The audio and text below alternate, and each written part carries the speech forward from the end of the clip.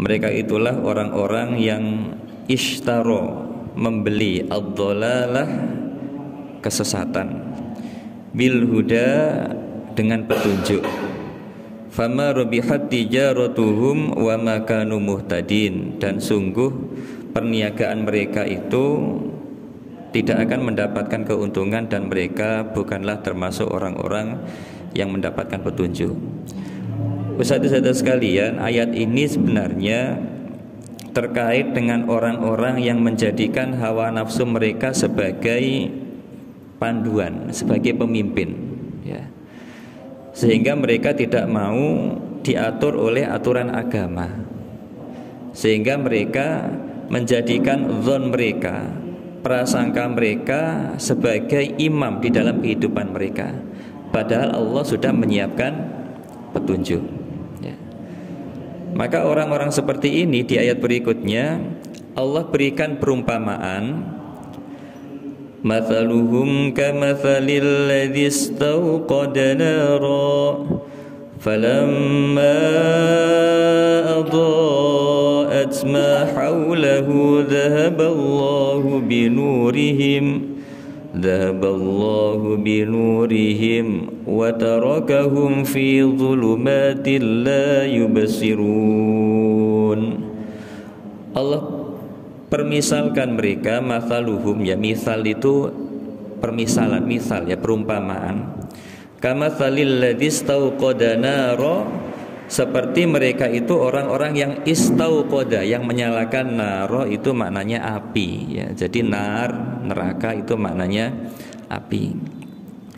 Falamma, maka tatkala adaat, maka tatkala menerangi, ya, ma haulahu, apa yang ada di sekitar mereka dengan adanya api itu, dhahaballahu binurihim, seketika itu Allah matikan api itu, wa tarakahum fi dhulumatil la yubsirun, dan meninggalkan mereka, yaitu Allah, zulumat, dalam keadaan gelap, la yubsirun, sehingga mereka tidak bisa melihat. Jadi orang yang membeli kesesatan dengan petunjuk yang telah disediakan oleh Allah Subhanahu wa taala, itu diibaratkan seperti orang yang menyalakan api, kemudian seketika itu apinya dipadamkan oleh Allah, sehingga keadaannya menjadi gelap dan orang itu tidak bisa melihat. Summum bukmun umyum fahum la yarji'un, mereka itu tuli. Bukmun, ya, bukmun itu bisu, umyun, umi, buta. Fahum la yarji'un, sehingga mereka itu tidak kembali. Jadi ketika ada orang tuli, orang bisu, orang buta, ketika mereka kemudian berjalan mendekati jurang, maka ketika kita ingatkan, peringatan kita itu tidak akan memberikan manfaat. Kita panggil, ya, tidak dengar, ya. Kita berikan isyarat, tidak bisa melihat, ya. Jadi tidak ada manfaatnya, ya. Sehingga ustaz-ustaz sekalian, orang yang memperjualbelikan, membeli kesesatan dengan hidayah, itu seperti orang yang kehilangan obor, ya. Sehingga banyak sekali orang-orang yang menjadikan hawa nafsu sebagai petunjuknya, mereka itu seperti orang yang kebingungan. Ketika ada mode, mereka mengikuti mode. Ketika ada tren seperti itu, mereka ikut, ya. Kemudian mereka terkaget-kaget ketika mengetahui usianya sudah banyak. Ternyata belum mempersiapkan diri menuju kepada Allah Subhanahu wa taala. Maka ustaz-ustaz sekalian, ada tren di negara-negara yang tidak menjadikan agama sebagai petunjuk mereka. Contohnya, ya, di Jepang, ya. Di Jepang itu sudah biasa orang itu kemudian berpacaran tinggal satu rumah, itu sudah biasa, ya. Kemudian di Barat itu ada sebuah keyakinan, ketika si anak itu sudah mencapai usia 14 tahun, maka si anak itu sudah boleh hidup bebas kemana-mana tidak perlu izin kepada orang tuanya, ya. Sehingga dengan model seperti ini banyak sekali orang-orang itu ketika sudah punya anak, anaknya tumbuh besar, kemudian masih dirahasiakan ayahnya siapa. Jadi anaknya sudah tumbuh besar, dirahasiakan ayahnya siapa, itu menjadi sesuatu yang biasa.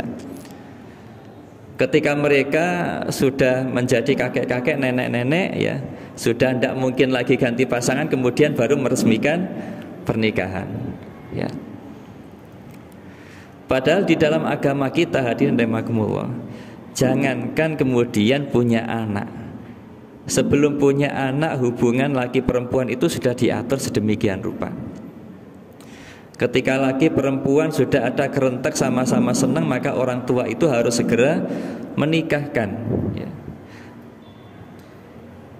Jadi ketika ada anak arahnya itu sudah seneng sama lawan jenis, kita punya anak laki-laki kok wis ketok seneng karo arek wedok, kemudian punya anak perempuan kok wis ketok punya perasaan suka dengan anak laki-laki, kemudian orang tua diamkan saja, ya. Bahkan orang tua merasa bangga, alhamdulillah anakku wis duwe pacar. Biasanya tiap isu ngeterno, saiki wis ana sing ngeterno, gitu, ya. Jadi hadirin rahimakumullah, yang seperti ini ditata, diatur oleh Allah Subhanahu wa taala. Sehingga munculnya anak itu diatur sedemikian rupa agar mulai hubungan orang tuanya itu menjadi sebuah keberkahan. Jadi yang namanya nasab itu diatur sedemikian rupa. Sampai-sampai agama kita itu memberikan hukuman bagi orang-orang yang melakukan hubungan suami istri kemudian ternyata hasil, ya. Karena biasanya yang ele-elean itu hasil, ya. Yang sudah menikah bertahun-tahun tidak punya anak, tetapi yang belum menikah itu biasanya dimudahkan, gitu, ya. Maka naudzubillah ketika kemudian dapat hasil kemudian baru nikah, maka orang tua yang laki-laki selaku walinya itu tidak memiliki hak wali. Naudzubillah ketika nanti yang lahir itu anak perempuan, ya, sebaik apapun keluarganya menutupi, maka si bapak itu nanti ketika anaknya itu nikah tidak boleh menjadi wali. Kalau mokso karena malu kepada tetangga, maka status pernikahannya itu tidak, seorang tua menanggung dosa pernikahan itu, ya. Sehingga hadirin rahimakumullah, jadi agama itu mengatur sedemikian rupa itu dalam rangka untuk menjaga manusia dari hal-hal yang tidak baik, ya. Sehingga ketika seseorang itu kemudian sudah menikah, akadnya sudah jelas, maka perlu diadakannya yang namanya walimatul urus. Walimah itu artinya pengumuman, ya. Urus itu artinya apa, Ustaz? Urus itu artinya tidur satu ranjang. Itu urus, ya. Sehingga walimatul urus itu pengumuman bahwa laki perempuan itu sudah tidur satu ranjang. Sekarang di tempat kita itu terbalik, walimatul urus tapi belum akad, ya, ini. Jadi walimatul urus itu ketika sudah akad, gitu, ya, sudah ditanya, ya pondok enak, enak Pak, gitu, ya, cocok baru diumumkan. Itu walimatul urus.